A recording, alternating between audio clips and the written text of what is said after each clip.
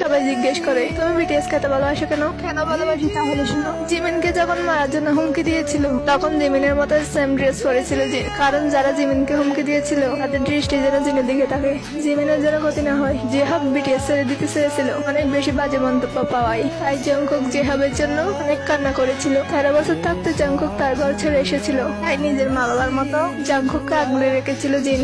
এখন জংকুকের কাছে জিন তার প্রিয় মামা বার্ট।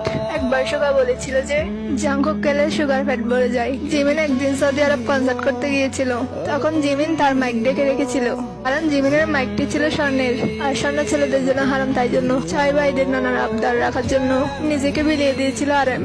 একটি কনসার্টে মুসলিম আর্মিদের নামাজের জন্য তারা কনসার্ট অফ করে রেখেছিল, যেন তারা নামাজ পড়তে পারে, আর তারা কোনো রাগ প্রকার না করে অপরকে আঁকলে রেখেছিল। এগুলো তো অনেক অল্প, তাদের নামে যদি বলতে চাই সারা বছর পার হয়ে যাবে, কিন্তু কথা শেষ হবে না।